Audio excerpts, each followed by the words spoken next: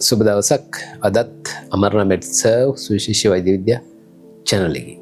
අපි අද බලමු තවත් සුවිශේෂී රෝග තත්ත්වයක් සම්බන්ධව. මේ රෝගී තත්ත්වය ආපුවාමත් රෝගීන්ට හරිම කරදරකාරී. ජීවිතේ එපා වෙනවා. මොකද මේක එකපාරේ ඇරෙන්නේ. දිගට යනවා. මේක අත වශයෙන්ම මේ හිසේ කැක්කුම් තත්ත්වයක්. හිසේ කැක්කුම කිව්වහම ඕනම කෙනෙකුට ජීවිත කාලෙදී එකපාරක් හරි හැදිලා තියෙන්න පුළුවන්. එතකොට හිසේ කැක්කුම් වර්ගයක් තියෙනවා. බොහෝ දෙනා දන්නවා. ටෙන්ෂන් හෙඩේක් කියලා තියෙනවා. මිග්‍රේනස් හෙඩේක් කියලා තියෙනවා. ඔයගේ හිසේ කැක්කුම් තියෙන වර්ග. ඒ අතුරින් සුවිශේෂීම හිසේ කැක්කුම් වර්ගයක් තමයි මේ ක්ලස්ටර් හෙඩේක්ස් කියලා කියන්නේ. ඉතින් අපි අද කතා කරන්නේ මේ ක්ලස්ටර් හෙඩේක්ස් කියන රෝගී තත්ත්වය සම්බන්ධව. ක්ලස්ටර් හෙඩේක්ස්. මේ ක්ලස්ටර් හෙඩේක්ස් කියන්නේ මොකක්ද?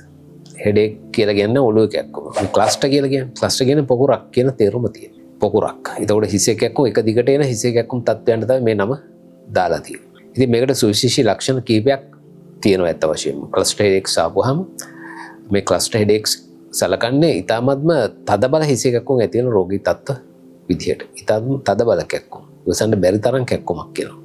තියෙන ඔළුව කැක්කුම් වලින් නරකම තත්ත්වයක් කියලා තමයි සඳහන් කරන්නේ. මේ જાතිය ඔළුව කැක්කුමක් ආපුවාම ඔළුව එක පැත්තකට තමයි එන්නේ. එක පැත්තක් තමයි බොහෝ දුරට මේ තත්ත්වයට ලක් වෙන්නේ. ඒ වගේ මේ තත්ත්වය ආපුවාම මිනිත්තු 15 ඉඳලා පැය 3ක් දක්වා එක දිගට තියෙන්න පුළුවන්. ඒ වගේ මේක සැරින් සැරේ ඇති වෙනවා. ඔන්න ඔළුව කැක්කුම ආවා. යම් කාලයක් තිබුණා. ඔන්න ආයෙ යම් වෙලාවකට පස්සේ නැවතත් ඔළුව කැක්කුම එනවා. ඔයගේ දවසට 8 පාරක් වුණත් එන්න පුළුවන් කියලා කියනවා. අන්න ඒක නිසා තමයි මේ ක්ලස්ටර් කියලා දාලා තියෙන්නේ. ඉතින් මේ තත්ත්වය දිගට යන්න පුළුවන්. සති ගණන් යන්න පුළුවන්, මාස ගණන් යන්න පුළුවන්. මේකේ තවත් ලක්ෂණයක් තමයි මේක පැටර්න් එකක් තියෙනවා මේකට. පැටර්න් එකක් කියලා කියන්නේ දවසේ එකම වෙලාවට එනවා. ඒ වගේම අවුරුද්දේ සමහර මාසවලදී එනවා. ඒ කාලෙට එනවා. අන්න ඒ වගේ මේකේ එක විදිහක් තියෙනවා. එක ස්වරූපයක් තියෙනවා. එකම කාලයකට එන. දැන් මෙවැනි තත්ත්වයක් ආවට පස්සේ මේක සමනය වෙනවා. යම්කිසි කාලයක් ගත වෙලා සමනය වෙනවා. ඊට පස්සේ ආයෙ කාලයකට පස්සේ එනවා. ඒ කියන්නේ රෝග ලක්ෂණ නැති කාල තියෙනවා. අපි කියන එතින්දී රෙමිෂන් එකකට ගිහිලා තියෙනවා. රෙමිෂන් එක. එලා නැවතත් ඇති වෙන්න පුළුවන්. දැන් මේ අපි කතා කරන ක්ලස්ටර් හෙඩේක්ස් කියන තත්ත්වය ඇති වෙන්නේ ඔළුව ඇතුළේම ස්නායුවල ප්‍රශ්නයන් නිසා. වේදනාව ඇති කරන ස්නායුවල ගැටලුවක් නිසා. මේක ද්විතීයික ඇති වෙන තත්ත්වයක් නොවේ. ද්විතීයික ඇති වෙන රෝග තත්ත්ව තියෙනවා හිසේ කැක්කුම් ඇති වෙන. එකක් තමයි මිග්‍රේන්. මිග්‍රේන් කියන රෝගී තත්ත්වය නිසා හිසේ කැක්කුම එන්න පුළුවන්. අපි කියන මිග්‍රේනස් හෙඩේක් එකක්. ඒ වගේම සයිනස් වල සයිනසයිටිස් තිබ්බොත්, කෝටරක ප්‍රදාහයක් තිබ්බොත්, සයිනසයිටිස් තිබ්බොත් ඒවට කියන්නේ සයිනස් හෙඩේක්ස් කියලා. ඒ වගේම ආතතියෙන් ඉන්නවා, ටෙන්ෂන් එකකින් ඉන්නවා, ටෙන්ෂන් හෙඩේක්ස් කියලා තව જાතියක් තියෙනවා. ඒ වගේම ඔළුව ඇතුලේ ගෙඩි හිම තිබුණොත්, බ්‍රේන් ටියුමර්ස් තිබ්බොත් ඒ ඔළුව කැක්කුම එන්න පුළුවන්. සමහර වෛරස් වුණු වර්ගවලදී වෙන්න පුළුවන්. ඒවා ද්විතීයිකව ඇති වෙන තත්ත්ව. ක්ලස්ටර් හෙඩේක්ස් එහෙම නෙමෙයි. මම කලින් කියපු විදිහට තමයි එන්නේ. දැන් මම මුලින් සඳහන් කරා ඔළුවේ එක පැත්තක තමයි බොහෝ දුරට එන්නේ. යුනිලැටරල්. එක පැත්තක ඉන්නේ. මෙම තත්ත්වය ආපුවාම තදබල වේදනාවක් ඇති වෙනවා. වේදනාව මෙන්න මේ විදිහට විස්තර කරනවා. ඒක තමයි මේ දැවිල්ල ගතියක් ඇති වෙන්න පුළුවන්. දැවිල්ල ගතිය. ඒ වගේම අර උලකින් අයින්නවා වගේ කැක්කුම එන්න පුළුවන්. ස්ටැබින් පේන් එක. ඒ වගේම තියුණු කැක්කුමක් එන්නේ. Sharp stabbing pain. අන්න ඒ වගේ. අර කපනවා වගේ. තියුණු උලකින් අයින්නවා වගේ. අන්න ඒ වගේ වේදනාවක් ඇති වෙනවා. දැන් ඔළුවේ පැත්තක් මෙහෙම කකියන්න පටන් ගත්තාම තවත් රෝග ලක්ෂණ එන්න පුළුවන්. එකක් තමයි මේ පැත්තේ ඇසට ප්‍රශ්න ඇති වෙන්න පුළුවන්. ඇහැ රතු වෙන්න පුළුවන්. ඇහෙන් කඳුළු ගලන්න පුළුවන්. ඒ පැත්තේ ඇහි පිල්ලම පාත වැටෙන්න පුළුවන්. අපි කියන ඩ්‍රූපින් එහෙම වෙන්න පුළුවන්. ඒ වගේම සෙම්ප්‍රතිශා ගතියක් එන්න පුළුවන් විශේෂයෙන්ම ඒ පැත්තේ නහයට. ඒ වගේ මුහුණට දහඩිය දාන්න පුළුවන්. මුහුණ රතු වෙන්න පුළුවන්. ඒ වගේම දැන් ඔළුවේ හිසේ කැක්කුම ආපුවම වැඩිපුර ඇති වෙනවා නළලේ. ඒ අදාළ පැත්තේ නළලේ ඇහැට උඩින්. ඒ වගේම ඇහැ වටේ. ඒ වගේම ඔළුවේ පැත්තෙන් අපි කියන ටෙම්පොරල් රීජන් එක. මේ පැත්තේ කොටස කන දක්වා බෙල්ල දක්වා මේ කැක්කුම විහිදෙන්න පුළුවන්. ඒ වගේම ඇහි පිටුපසින් තදබල වේදනාවක් එන්න පුළුවන්. ඒ වගේම බොහෝ දුරටම සඳහන් කරන්නේ එකම පැත්තේ තමයි වේදනාව ඇති වෙන්නේ කියලා මේ ඔළුව කැක්කුම ඇති වෙන්නේ කියලා කලාතුරකින් පැත්ත වෙනස් වෙන්න පුළුවන් කියලා සඳහනක් තියෙනවා. දැන් මේ රෝගී තත්ත්වයක ආපුවාම රෝගියා මේ රෙස්ට්ලස් අර එක තැන ඉන්නේ. නිකන් කලබලකාරී තත්ත්වයකට පත් වෙනවා. එක තැනක ඉන්න බැරි ගතියක් එනවා. දැන් මේ ක්ලස්ටර් හෙඩේක්ස් එකපාරටම එන්න පුළුවන්. සඩන් ඔන්සෙට් එහෙමයි කියන්නේ. කිසිම පූර්ව දැනුම් දීමකින් තොරව එන්න පුළුවන්. දැන් සමහර රෝග තියෙනවා අපි දන්නවා පූර්ව ලක්ෂණ පහළ වෙනවා. ටිකක් තිබිලා තමයි එකපාරට වැඩි වෙන්නේ. කලාතුරකින් එහෙම වෙන්න පුළුවන් කියලා කියනවා. නමුත් වැඩිපුරම කියන්නේ එකපාරට ඇති වෙනවා කියලා කියන්නේ. හිටපු ගමන්. ඒතර මෙම තත්ත්වය ඇති වෙන්න හේතු වෙනවා කියලා කියන්නේ මොළය ඇතුලේ තියෙන මේ නියුරෝ ට්‍රාන්ස්මිටර්ස් කියලා જાතියක් තියෙනවා. විශේෂයෙන්ම මේ සිරොටොනින් කියලා තියෙනවා. ඒගොම හිස්ටමින් කියලා රසායනික ද්‍රව්‍යයක් තියෙනවා. මේවායේ වෙනස් වීම.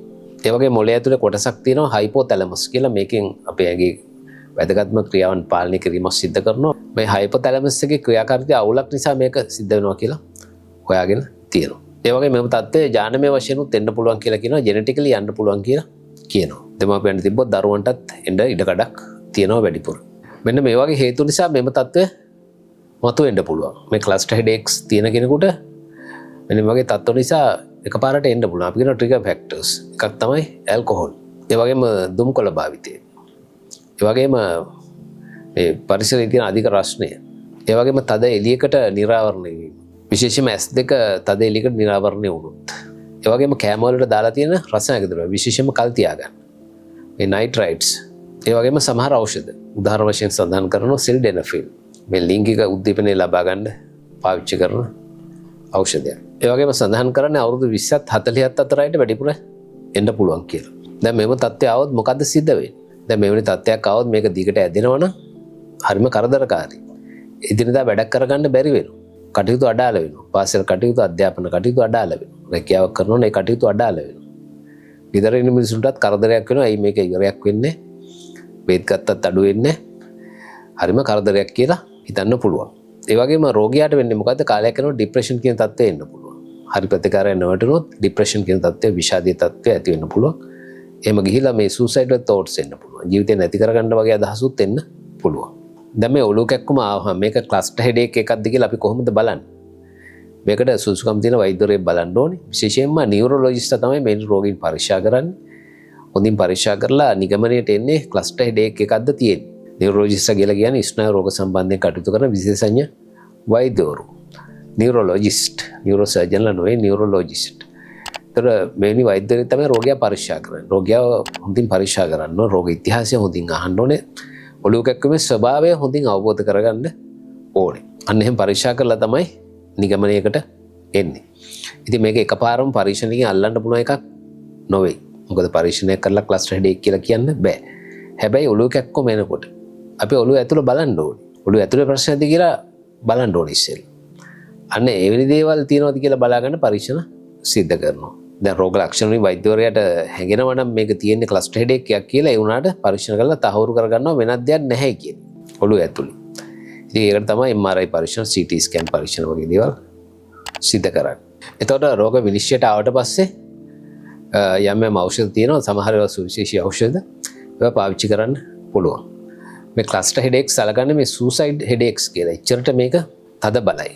එච්චරට තද බලයි. සාමාන්‍යයෙන් පිරිමි උදවියට 3 ගුණයක් වැඩි කියලා තමයි කියන්නේ ගැහණු උදවියට වැඩි. ඉතින් මේකට තියෙනවා සුවිශේෂී ඖෂධ. මේ සාමාන්‍ය ඖෂධ හරියන්නේ නැහැ. මේ පැරසිටමෝල් ඒ වගේ දේවල් ඊට උඩින් තියෙන ඔය ඉබුප්‍රොෆෙන් වගේ දේවල්, නැප්‍රොක්සෙන් ඒ වගේ දේවල් සමහර විට හරියන්නේ නැහැ. සුවිශේෂී ඖෂධ තියෙනවා. ඒකට පාවිච්චි කරන්න. එවැනි ඖෂධ කාණ්ඩයක් තමයි මේ ට්‍රිප්ටන්ස් කියන්නේ. සුමට්‍රිප්ටන් කියලා ඖෂධයක් තියෙනවා. ඒ වගේ සොල්මි ට්‍රිප්ටන් කියලා ඖෂධයක් තියෙනවා. මෙවැනි ඖෂධ පාවිච්චි කරන්න පුළුවන්. ඒ වගේම නාසයෙන් ස්ප්‍රේ එකක් විදිහටත් මේවා ගන්න පුළුවන්. ඒ වගේම තවත් සුවිශේෂී ඖෂධයක් තියෙනවා මේ ඩයිහයිඩ්‍රෝ එර්ගොටැමින් කියන ඖෂධයක්. ඒක ඉන්ජෙක්ෂන් එක විදිහට ලබා දෙන්න පුළුවන්. ඉන්හෙලර් එකක් විදිහට ගන්නත් පුළුවන්. ඒ වගේම ඔක්ට්‍රියෝටයිඩ් කියලා ඖෂධයක් තියෙනවා. ඒක පාවිච්චි කරන්නත් පුළුවන්. සමහර අවස්ථාවලදී මේ නිර්වින්දක ඖෂධයක් මේ ලිඩෝකේන් කියලා ඒකත් පාවිච්චි කරන අවස්ථා තියෙනවා. ඒ වගේම සමහර රෝගීන්ට ලිතියම් කියන ඖෂධය ලබා දෙනවා. සමහරවිට මේ කැල්සියම් චැනල් බ්ලොකර්ස් කියලා ඖෂධ කාණ්ඩයක් තියෙනවා. උදාහරණ වශයෙන් කියනවා වෙරපැමිල් වගේ ඖෂධයක් ලබා දෙන්න පුළුවන්. ඒ වගේම තදබල තත්ත්වයක් තියෙනවා. සමහරවිට මේ පියෝ ඔක්සිජන් මාස්ක් එකක් කරා ඔක්සිජන් ලබා දෙනවා පහසුකම් තියෙන ස්ථානයකදී. ඒ වගේම සමහරවිට මේ කෝටිකෝස්ටීරොයිඩ්ස් විශේෂයෙන් ප්‍රෙනිසිලොන් වගේ ඖෂධ ලබා දෙන අවස්ථාත් තියෙනවා. ඔය කියන බෙහෙත් වර්ග වලට අහන්න නැත්නම් සමහර අවස්ථාවලදී ඉතාමත් කලතුරකින් යම් ශල්‍යකර්ම කරන අවස්ථා තියෙනවා. මේ ස්නායු වෙන මාර්ග බ්ලොක් කරලා දාන්න. ඒකට කියන නර්ව් බ්ලොක් කියලා. එවැනි දේවල් කරන්න පුළුවන්. යම් කිමිකල් වර්ග ඉන්ජෙක්ට් කරලාත් ඒක සිද්ධ කරනවා. ලේසර් ට්‍රීට්මන්ට් වලුත් ප්‍රතිකාර කරනවා. ඔය සඳහන් කරපු ප්‍රතිකාර වලට අමතරව තවත් ප්‍රතිකාර කරන රාශියක් තියෙනවා. සමහර ඒවා අත්හදා බලමින් පවතින. ඒ වගේම ගෙදරකදී මෙම තත්ත්වය આવොත් වෛද්‍යවරයෙක් හම්බ වෙන්න කලින් මේ තමන්ටම යම් දේවල් ටිකක් කරගන්න පුළුවන්. ඒක තමයි පැරසිටමෝල් වගේ දේවල් බීලා බලන්න පුළුවන්. ඊට එහා යන වේදනානාශක තියෙනවා විශේෂයෙන්ම ඇසික්ලොෆිනෙක් ඒ වගේම නැප්‍රොක්සෙන්, එතකොට ඉබුප්‍රොෆෙන් ඒ වගේ ඒවා පාවිච්චි කරන්න පුළුවන් වෛද්‍යවරයෙක් ගාවට යනකම්. ඒකම අයිස් පැක් එකක්. බෑග් එකකට අයිස් ටිකක් දාලා ඒ අදාළ ප්‍රදේශයේ තියාගෙන ඉන්න පුළුවන් විනාඩි 15ක් 20ක් වේදනාව සමනය වෙනකම්. ඒ වගේම දැන් ක්ලස්ටර් හෙඩේක් ඇටැක් එකක් ආපුවාම ක්ලස්ටර් හෙඩේක් ඇටැක් එකක් කියලා කියන්නේ මේ රෝගී තත්ත්වය ඇවිල්ලා දිගටම තියෙනවනම් යම් වෙලාවක නවතිනකම්. එම කාලෙදිත් රෝගියා ඇන්ක්ෂස් වෙන්න පුළුවන්. දිගටම පැවතුන ડિප්‍රෙෂන් වෙන්න පුළුවන්. නමුත් ඇන්ක්සයිටි කියන තත්ත්වයක් එන්න පුළුවන්. ඒ වගේම මේ රෝගීන්ට මේ නිින්දේ බාධා ඇති වෙන්න පුළුවන්. ස්ලීප් ඩිසෝඩර්ස් එන්න පුළුවන් කියලා කියනවා. Sleep disorders. විශේෂයෙන්ම ස්ලීප් ඇප්නියා කියන තත්ත්වය එන්න පුළුවන් කියලා කියනවා. ඔයගලන්ට මේ වීඩියෝ එක බලන්න පුළුවන් අපි කරලා තියෙනවා. ඒ වගේම ඉන්සොම්නියා කියන තත්ත්වය එන්න පුළුවන්. නිින්ද නොයමෙන්නත් පුළුවන්. එහෙම නැත්නම් ඔනට නිින්ද යන්නත් පුළුවන්. ඔයගේ දෝෂ එන්න පුළුවන්. දැන් ඔයගලන්ට පේනවා මේ ක්ලස්ටර් හෙඩේක්ස් කියන්නේ ටිකක් බරපතල තත්ත්වයක්. මාරාන්තික වෙන්නේ නැහැ. නමුත් රෝගියාට හරිම කරදරකාරී තත්ත්වයක්. සියලු වැඩ කටයුතු අවුල් වෙන තත්ත්වයක්. මොකද සමහර වෙලාවට ඔය එක බේතක්වත් අහන්න නැති අවස්ථා තියෙන්න පුළුවන්. හුඟක් වෙලාවෙදී ඖෂධ ලබා දීමෙන් සිද්ධ කරන්නේ රෝගියාට සහනය සැලසීම. ගොඩක් වෙලාවට අර රෝග ලක්ෂණ වාර ගන්න අඩු කරගන්න එක. එහෙම තමයි සිද්ධ කරන්නේ. ඉතින් සුසුකම් තියෙන වෛද්‍යවරයෙක් බලන්න ඕනේ. මොකද මේක නිකන් ඔලුව කැක්කුම් තත්ත්වයක් නොවන නිසා. දැන් සමහරවට හිතෙන්න පුළුවන් මේ වෙලේ තදබල ඔලුව කැක්කුමක් ආපුවාම ඔලුව ඇතුලේ බ්‍රේන් එකට මොකක් හරි හානියක් සිද්ධ වෙයිද කියලා. එහෙම බයක් තියාගන්න අවශ්‍ය වෙන්නේ නැහැ. මොකද බ්‍රේන් එකට හානියක් වෙන්නේ නැහැ මේකෙදි. බ්‍රේන් ඩැමේජ් එකක් වෙන්නේ නැහැ අත වශයෙන්. රෝගියාට එන අපහසුව තමයි මෙතෙන්දි ප්‍රධාන වශයෙන්ම තියෙන්නේ. දැන් ඔයාලට පේනවා ඇති මේ ක්ලස්ටර් හෙඩේක්ස් කියන්නේ මොන වගේ රෝගී තත්ත්වයක්ද කියන එක. මේක සාමාන්‍ය රෝගී තත්ත්වයක් නොවේ. වෙනත් හිසි කැක්කුම් එක පටලැවෙන්න පුළුවන්. ඒක ඊටාම වැදගත් මේක වෙන් කරගන්න එක. රෝග විනිශ්චයට එන එක. මොකද ඔළුව ඇතුලේ ප්‍රශ්නවලදී මේ වගේ ලක්ෂණ එන්න පුළුවන්. ඇස්වල ප්‍රශ්නවලදී මේ වගේ ලක්ෂණ එන්න පුළුවන්. ඒ වගේ කනේ ප්‍රශ්නවලදී, උගුරේ ප්‍රශ්නවලදී, සයිනසයිටිස් වලදී, මිග්‍රේන් වලදී සමාන රෝග ලක්ෂණ එන්න පුළුවන්. ඉතින් මේක වෙන් කරගන්න එක තමයි ඉතාමත්ම වැදගත් කාරණාව. රෝග විනිශ්චයට පැමිණීම. ඉතින් මේ රෝගීන් වෛද්‍ය උපදෙස් පරිදිම කටයුතු කරන්න ඕනේ. දැන් සමහර වෙලාවට ඔළුව කැක්කුම අඩු වුණාට පස්සේ පුරුදු පරිදි වැඩ කරනවා. පාවිච්චි වෙන්නේ. අර ට්‍රිගර් ෆැක්ටර්ස් මේක ඇවිස්සෙන කරුණු කාරණා වලින් බලකින්න ඕනේ. ඒක ඉතාමත් වැදගත්. මම හිතන්නේ දැන් ඔයගොල්ලෝ දැනුවත් මේ ක්ලස්ටර් හෙඩේක්ස් කියන්නේ මොන වගේ රෝගී තත්ත්වයක්ද කියන එක. ඉතින් අදත් සමගන්න අමරනා මෙඩ්සර්ව් සුවිශේෂ වෛද්‍ය විද්‍යා channel එකකින් අප නැවත මුණ ගැසෙමු අලුත් දෙයක් සමග. සුබ දවසක් ඔබ සියලු දෙනාට.